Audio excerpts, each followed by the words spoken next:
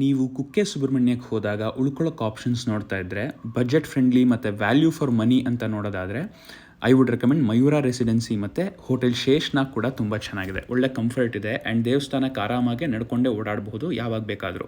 ಆದರೆ ನಾವು ಇನ್ಫಿನಿಟಿ ಪೂಲ್ಗೋಸ್ಕರ ಮತ್ತು ಕುಮಾರಧಾರ ರಿವರ್ ವ್ಯೂಗೋಸ್ಕರ ಮತ್ತು ಸ್ವಲ್ಪ ಮಟ್ಟಿಗಿನ ಲಕ್ಸುರಿಗೋಸ್ಕರ ಚೂಸ್ ಮಾಡಿದ್ದು ದ ಆರಮ್ ಸುಬ್ರಹ್ಮಣ್ಯ. ಇದೊಂದು 4 ಸ್ಟಾರ್ ಪ್ರಾಪರ್ಟಿ, ತುಂಬಾ ಕಂಫರ್ಟಬಲ್ ಆಗಿದೆ and very welcoming warm people ಇದ್ದಾರೆ.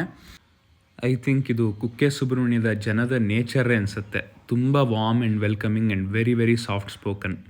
ರೂಮಲ್ಲಿ ಸೆಟ್ಲಾಗಿ ಒಂದು ಸ್ಯಾಂಡ್ವಿಚ್ಚು 2 ಜ್ಯೂಸ್ ಕುಡಿದು ಸಂಜೆ ತನಕ ರಿಲ್ಯಾಕ್ಸ್ ಮಾಡಿಕೊಂಡು ಸಂಜೆ ಕಾಫಿ ಕುಡಿತಾ ಹಾಗೆ ಕುಮಾರಧಾರ ನದಿ ನೋಡ್ತಾ ಕೂತಿದ್ವಿ. ನದಿ ನೋಡ್ಕೊಂಡು ಹಾಗೆ ರಿಲ್ಯಾಕ್ಸ್ ಮಾಡ್ತಾ ಇರಬೇಕಾದ್ರೆ ಒಂದು ಜಿಂಕೆಗಳ ಗುಂಪು ನದಿ ದಾಟಿದ್ದು ಕಣ್ಣಿಗೆ ಬಿತ್ತು. ಮತ್ತೆ ಅಣ್ಣವ್ರ ಹಾಡು ಹಾಡಬೇಕು ಅನಿಸ್ತು.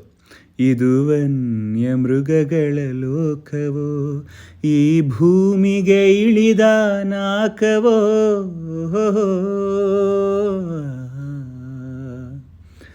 ಜಿಂಕೆಗಳು, ಮೊಸಳೆಗಳು, ನೀರ್ನಾಯಿಗಳು ಹಾಗೆ ಸುಮಾರು ಪ್ರಾಣಿಗಳನ್ನ ನಾವಿಲ್ಲಿ ಕಾಣಬಹುದು.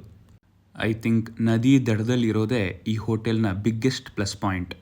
ಈ ವ್ಯೂನ ಎಂಜಾಯ್ ಮಾಡೋಕ್ಕೋಸ್ಕರ ಅಂತಲೇ ನಾವು ಈ ಹೋಟ್ಲಲ್ಲಿ ಒಂದು ದಿನ ಎಕ್ಸ್ಟ್ರಾ ಉಳ್ಕೊಂಡ್ವಿ.